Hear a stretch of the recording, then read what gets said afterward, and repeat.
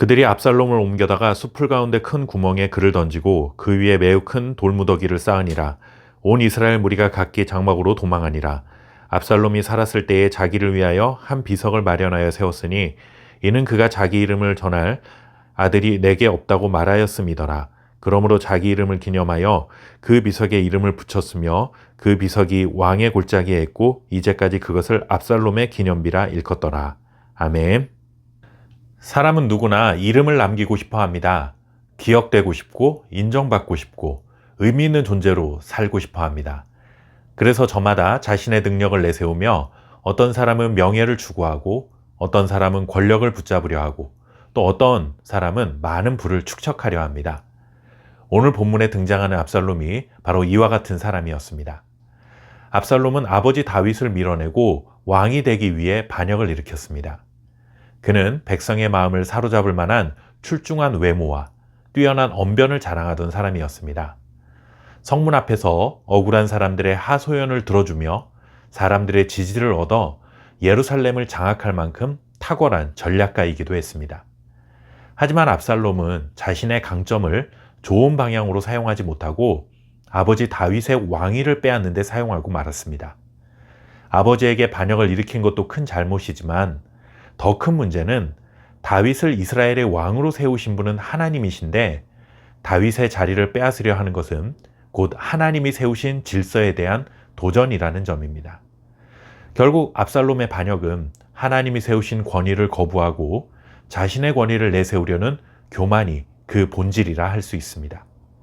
죄의 모습은 다양하게 나타나지만 죄의 본질은 언제나 같습니다. 하나님 없이도 내가 주인이 될 수 있다라는 생각이죠. 이렇게 교만하게 자신의 권위를 앞장세운 압살롬은 에브라임 수풀에서 다윗의 군대와 전면전을 치르게 됩니다. 성경은 그날 전사자가 2만 명에 이르렀고 싸움이 사방으로 퍼져나가서 칼에 죽은 자보다 숲속에서 목숨을 잃은 사람이 더 많다라고 기록할 정도로 전쟁의 참혹한 현실을 전해주고 있습니다. 게다가 이 전쟁에서 반역을 일으킨 압살롬은 자신의 최후를 맞이하게 됩니다. 압살롬은 노새를 타고 달리다가 큰 상수리 나무 아래를 지나게 되었습니다. 그런데 그때 그의 머리가 나뭇가지에 걸려 공중에 매달리게 됩니다. 사실 압살롬의 머리카락은 그의 가장 큰 자랑거리였습니다. 사무엘하 14장 26절 말씀을 보시면 그의 머리털이 무거움으로 연말마다 깎았으며 그의 머리털을 깎을 때에 그것을 달아본 즉 그의 머리털이 왕의 저울로 200세겔이었더라 라는 압살롬의 머리카락에 관한 말씀이 나옵니다. 머리카락은 압살롬의 영광이었고 자부심이었습니다. 그런데 바로 그 머리카락이 그의 목을 붙잡았습니다. 남들에게 부러움을 살 만한 멋진 머리카락을 주신 분은 하나님이십니다. 마찬가지로 우리 각자에게 주신 모든 은사는 하나님이 주신 것이라는 사실을 잊어서는 안 됩니다. 하나님이 주신 은사를 자기 영광을 위해 사용하면 그 은사는 나에게 축복이 아니라 오히려 덫이 될 수도 있습니다. 하나님께 주신 외모, 능력, 재능 등은 하나님의 영광을 위해 사용하도록 주신 것입니다. 그러니 그것을 자기 이름, 자기 명예를 내세우는 데 사용하는 순간 나를 넘어뜨리는 걸림돌이 될 수 있습니다. 압살롬은 하늘과 땅 사이에 매달린 채 아무것도 할 수 없는 무기력한 존재가 되고 말았습니다. 하나님 없이 스스로 높아지려던 인생의 결말을 상징적으로 보여주는 것이라 할 수 있겠죠.